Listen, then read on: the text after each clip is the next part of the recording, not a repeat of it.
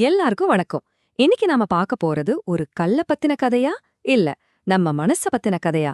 வாங்க கல்லும் மனமுங்கிற இந்த சுவாரஸ்யமான விஷயத்துக்குள்ள போய் என்னன்னு தெரிஞ்சுக்கலாம். சரி, முதல்ல ஒரு கேள்வியோட ஆரம்பிக்கலாமா? நீங்க ஒரே ஒரு கல்ல நகர்த்துறதுனால இந்த முழு உலகத்தோட போக்கியே மாத்த முடியும்னு சொன்னா நம்புவீங்களா? கேக்குறதுக்கு ரொம்ப ஆச்சரியமா இருக்கலாம். ஆனா இதுதான் நாம இன்னைக்கு பார்க்க போற கதையோட மையப்புள்ளி. இந்த தெய்வீகமான செய்தி நமக்கு எப்படி கிடைச்சதுன்னு பாத்தீங்கன்னா, அகத்திய மாமுனிவர் மூலமா தான். ஞானமலை முருகன் கோவில்ல அவரு சொன்ன வாக்குல இருந்துதான் இந்த ஆச்சரியமான நிகழ்வே நமக்கு தெரிய வருது. சரி வாங்க, அந்த தெய்வீக ரகசியத்துக்குள்ள இன்னும் ஆழமா போலாம். இந்த கதையோட கதாநாயகர்கள் யாருன்னு பார்த்தா, ஒரு பக்கம் பெரும் ஞானியான அருணகிரிநாதர், இன்னொரு பக்கம் அவரோட இஷ்ட தெய்வமான முருகப்பெருமான்.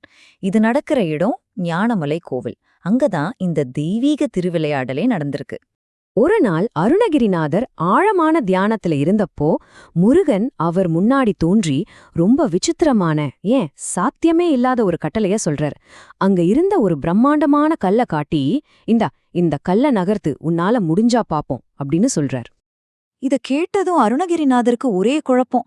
முருகா, என்ன இது? எதுக்கு இந்த கல்ல நகர்த்த சொல்றீங்க? இதுல என்ன இருக்குன்னு மனசுக்குள்ள ஒரே திகைப்பு. யோசிச்சு பாருங்க, ஒரு மனுஷனால அசைக்க கூட முடியாத ஒரு மலைய நகர்த்துன்னு சொன்னா அதுக்கு பின்னால என்ன காரணம் இருக்கும்? ஆனா அருணகிரிநாதர் சாதாரண ஆள் இல்லையே. அவர் ஒரு உண்மையான பக்தர். அவருக்கு கேள்விகளை விட நம்பிக்கை தான் பெருசா இருந்துச்சு. காரணம் என்னன்னு புரியலனாலும் சரி, தன்னோட கடவுள் சொல்லிட்டார், அதை நாம செஞ்சே ஆகணும்னு முடிவு பண்றார். அப்புறம் என்ன நடந்தது தெரியுமா? ஒரு பெரிய அற்புதம். முழுமையான நம்பிக்கையோட வேற யாராலையும் ஒரு இன்ச் கூட அசைக்க முடியாத அந்த பெரிய கல்ல அருணகிரிநாதர் நகர்த்திய காட்டிடுறாரு. இது மனுஷனோட சக்தியால நடந்ததில்ல, அசைக்க முடியாத நம்பிக்கையால நடந்த ஒரு அற்புதம். ஆனா இந்த அற்புதத்துல ஒரு சின்ன ட்விஸ்ட் இருக்கு. அருணகிரிநாதர் அந்த கல்ல நகர்த்தினதுக்கு அப்புறம் அதே கல்ல வேற யாராலையும் திரும்ப அசைக்கவே முடியல. அப்படியே இறுகி போச்சு. அந்த தெய்வீக தருணம் அது ஒரே ஒரு முறைதான் நடக்கணும்னு இறைவன் முடிவு பண்ணிட்டான் போல. சரி, எதுக்கு இந்த கல்ல நகர்த்தச் சொன்னார்? இதோட உண்மையான காரணம் என்ன? இப்போதான் நம்ம கதையோட முக்கியமான கட்டத்துக்கே வரும். இது சும்மா ஒரு கல்ல நகர்த்துற விளையாட்டல்ல. இதுக்கு பின்னாடி ரொம்ப ஆழமான ஒரு குறியீட்டு நோக்கம் இருந்திருக்கு. ஆமா, நீங்க கேட்டது சரிதான். அந்த அற்புதம் நடந்ததே அந்த பாறைய பத்தி இல்ல. அப்போ எத பத்தி? முருகன் இது மூலமா இந்த உலகத்துக்கு என்ன சொல்ல வர்றார்? அப்பதான் முருகன் அருணகிரிநாதர்கிட்ட விளக்க ஆரம்பிக்கிறார். நாம வாழ்ந்துட்டு இருக்கிற இந்த கலியுகத்துல மனுஷங்களோட மனப்போக்கு இப்படியே போயிட்டே இருந்தா உலகத்துல அநியாயமோ அக்கிரமமோ இன்னும் அதிகமாகிடும்னு அவர் கவலைப்படுறார். கலியுகம்னா என்னன்னு சுருக்கமா சொல்றேன். இந்து மத நம்பிக்கையின்படி இது 4 யுகங்கள்ல கடைசி யுகம். இந்த யுகத்துல தர்மம் குறைஞ்சு அதர்மம் தலைவிரிச்சு ஆடும்னு சொல்வாங்க. முருகனோட கவலைக்கு இதுதான் பின்னணி. இங்கதான் அந்த தெய்வீக திட்டத்தோட மொத்த நுட்பமும் அடங்கியிருக்கு.